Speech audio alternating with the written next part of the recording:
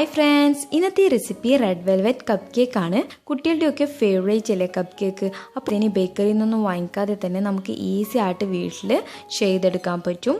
ഇത് ഞാൻ സാധാ ഒരു തട്ടിലാണ് ബേക്ക് ചെയ്തെടുത്തിട്ടുള്ളത്. ഓവനൊന്നും വേണ്ട, കപ്പ് കേക്കിൻ്റെ മോൾഡൊന്നും ആവശ്യമില്ല. പെട്ടെന്ന് തന്നെ നമുക്കിത് ചെയ്തെടുക്കാൻ പറ്റും. അപ്പോൾ ഇത് ഈസി ആയിട്ട് ഇതെങ്ങനെ നമുക്ക് ചെയ്തെടുക്കാമെന്ന് നോക്കാം. ഓൾറെഡി ഞാൻ ചോക്ലേറ്റ് കപ്പ് കേക്കിൻ്റെ വീഡിയോ അപ്ലോഡ് ചെയ്തിട്ടുണ്ടായിരുന്നു. കാണാത്തവരുണ്ടെങ്കിൽ കാണാം. ആദ്യം നമുക്ക് ബട്ടർ മിൽക്ക് തയ്യാറാക്കി വെക്കണം. ഒരു ബൗളിലോട്ട് 1/4 കപ്പ് റൂം ടെമ്പറേച്ചറിലുള്ള പാലും 1/2 ടീസ്പൂൺ വിനെഗറും കൂടി നന്നായി മിക്സ് ചെയ്ത് മാറ്റി വെക്കാം. 2 മുട്ട വെച്ചുള്ള കപ്പ് കേക്കാണ് ഞാൻ തയ്യാറാക്കുന്നത്. അതിനായി ഒരു അരിപ്പയിലോട്ട് 1/2 കപ്പ് മൈദ, 1/2 teaspoon baking powder, 1/4 teaspoon baking soda, ഒരു നുള്ള് ഉപ്പും 1/4 ടീസ്പൂൺ കൊക്കോ പൗഡർ കൂടി ഇട്ട് കൊടുത്തിട്ട് 3 പ്രാവശ്യം അരിച്ചെടുക്കുക. കൊക്കോ പൗഡർ കൂടാൻ പാടില്ല, അപ്പോൾ നല്ലൊരു കളർ കിട്ടില്ല കപ്പ് കേക്കിന്. കൂടുതൽ ക്വാണ്ടിറ്റിയിൽ കപ്പ് കേക്ക് വേണമെങ്കിൽ ഇൻഗ്രീഡിയൻസിലും മുട്ടയുടെ അളവിലൊക്കെ മാറ്റം വരുത്തിയാൽ മതി. 2 മുട്ട വെച്ച് നമുക്ക് 12 കപ്പ് കേക്ക് തയ്യാറാക്കിയെടുക്കാം. അങ്ങനെ ഞാനിതൊരു 3 പ്രാവശ്യം അരിച്ച് മാറ്റി വെച്ചിട്ടുണ്ട്.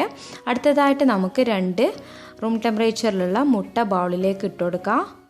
എന്നിട്ട് ജസ്റ്റ് ഒന്ന് ബീറ്റ് ചെയ്തെടുക്കുക ലോ സ്പീഡിൽ.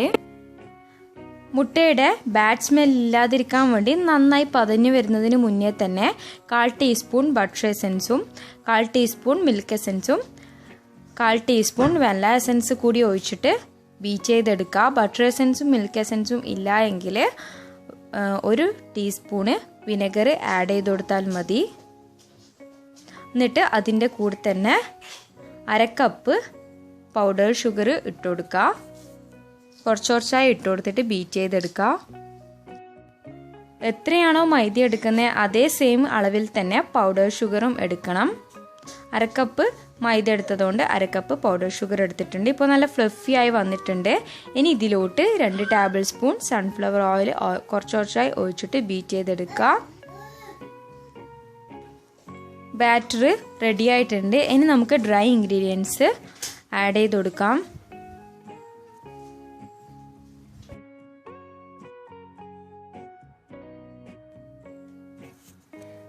ബാറ്ററി മിക്സ് ചെയ്യുന്നതിൻ്റെ കൂടെ തന്നെ നമ്മൾ നേരത്തെ തയ്യാറാക്കി വെച്ചിട്ടുള്ള ബട്ടർ മിൽക്ക് റെഡി ആയിട്ടുണ്ട്.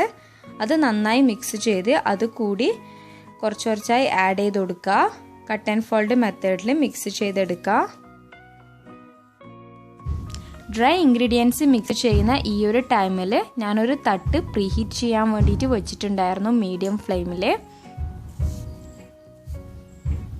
ഡ്രൈ ഇൻഗ്രീഡിയൻസ് മുഴുവനായിട്ട് ഞാൻ ആഡ് ചെയ്ത് കൊടുത്തിട്ടുണ്ട്. ബാറ്ററി ഇപ്പോൾ റെഡി ആയിട്ടുണ്ട്. ഇനി ഇതിലേക്ക് നമ്മൾക്ക് കളർ ആഡ് ചെയ്ത് കൊടുക്കാം. ഞാൻ സൂപ്പർ റെഡിൻ്റെ ജെൽ കളറാണ് എടുത്തിട്ടുള്ളത്. അത് 1/4 ടീസ്പൂൺ ഒഴിച്ചു കൊടുത്തിട്ടുണ്ട്.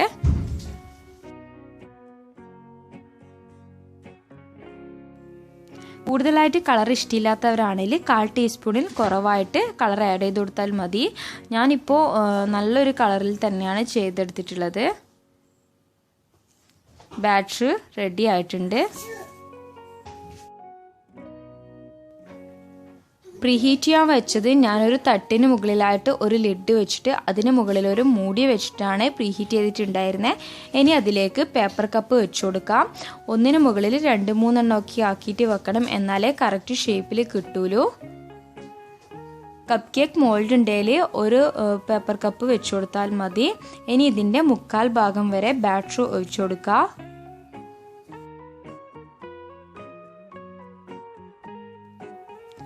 എല്ലാ പേപ്പർ കപ്പിലും ഞാൻ ബാറ്റർ ഫില്ല് ചെയ്തിട്ടുണ്ട്.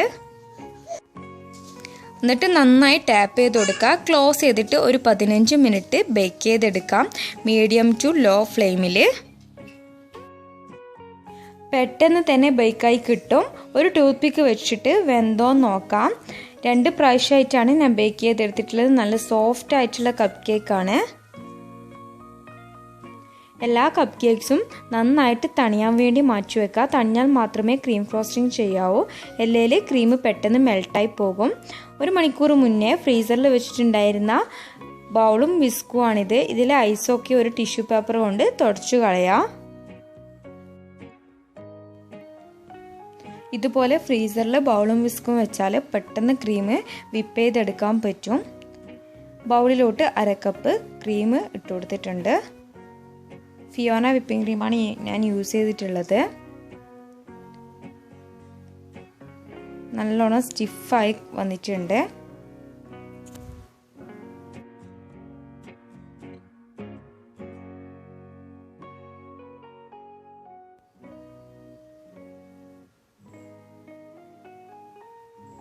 ക്രീം നല്ലോണം തിക്കായി കിട്ടിയിട്ടുണ്ട്.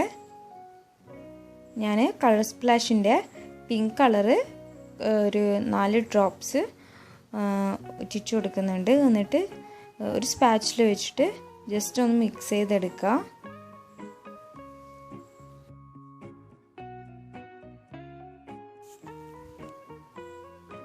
ഈ ഒരു നോസിൽ കൊണ്ടാണ് ഞാൻ ക്രീം ഫ്രോസ്റ്റിംഗ് ചെയ്തെടുക്കുന്നത്.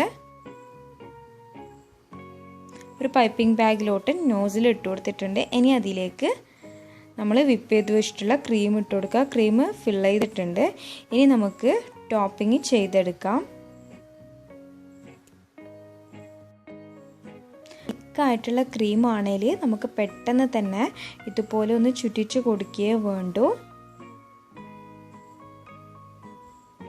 മക്കളുടെയൊക്കെ ഫേവറേറ്റ് അല്ലേ കപ്പ് കേക്ക്സ്. അപ്പോൾ നമുക്ക് വീട്ടിൽ ഈസി ആയിട്ട് ഇത് ചെയ്തെടുക്കാൻ പറ്റും.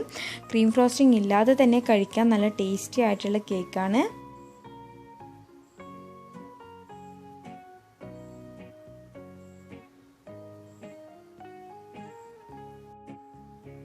മുഴുവൻ കപ്പ് കേക്ക്സും ഞാൻ ക്രീം ഫ്രോസ്റ്റിംഗ് ചെയ്തെടുത്തിട്ടുണ്ട്.